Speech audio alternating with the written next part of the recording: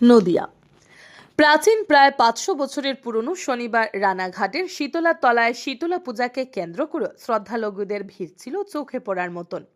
প্রসঙ্গত, রানাঘাটের শীতলা তলার শীতলা মন্দিরে মায়ের পূজাকে কেন্দ্র করে প্রত্যেক বছর ভিড় জমা দূর দূরান্ত থেকে মানুষজন।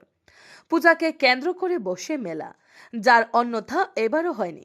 আর এই পূজা ও মেলাকে কেন্দ্র করে যাতে কোনো অপ্রীতিকর ঘটনা না ঘটে, তার জন্য রানাঘাট পুলিশের নজরদারি ছিল চোখে পড়ার মতন। শনিবার থেকে এই শীতলা পূজাকে কেন্দ্র করে বসা মেলা চলবে আগামী 7 দিন। আর এই পুজোকে কেন্দ্র করে ভক্তবৃন্দের প্রসাদ বিতরণ শুরু হয় দুপুর থেকে। সন্ধ্যাবেলায় যজ্ঞ সহ নানা অনুষ্ঠান। এই প্রসঙ্গে কি জানালেন আমাদের নদিয়া থেকে বাবুয়া ব্যানার্জি, প্রথম আলোর বার্তা। আমাদের এটা 7th জেনারেশন চলছে, রানাঘাট শীতলাতলা শীতলাবাড়ি। আমাদের প্রত্যেক বছর নয়, এই বছরও মায়ের পূজা অর্চনা হয় সকালবেলা থেকে। মানে গতকাল থেকে মায়ের পূজা অর্চনা শুরু হয়েছে, গতকাল অষ্টমী করার পর।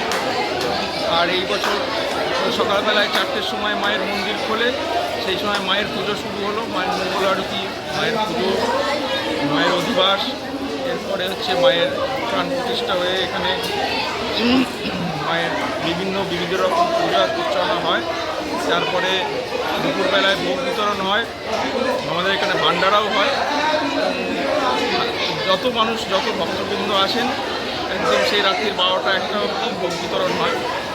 সন্ধেবেলায় আমাদের 8:30 9টা নাগাদ বড় যজ্ঞ, সেই যজ্ঞ শুরু হবে। আজকেও সেই যজ্ঞ আছে, 1008 বিল্লপত্রের মায়ের যজ্ঞ হয় এবং আরও অন্যান্য ফুল আনাদি রয়েছেন।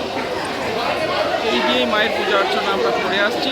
আর দূর দূরান্ত থেকে ভক্তবৃন্দ মানুষরা আসেন, তাদের বিশ্বাস নিয়ে, অনেক আশা আকাঙ্ক্ষা নিয়ে মায়ের এখানে আসছেন। আজকে নয়, এটা বহুকাল ধরে আসছে। এটা 7th জেনারেশন, আমরাও চেষ্টা করছি। আনুমানিক কত বছরের পুরনো? আমাদের এটা 7th জেনারেশন চলছে। এবার 7 পুরুষ মানে ধরুন আপনি অন্তত পক্ষে 500 বছরের মধ্যে তো বটেই। কী নাম আপনার? আমার নাম শিবনাথ চক্রবর্তী। আপনি এই বাড়ির? আমি এই বাড়ির বড় ছেলে।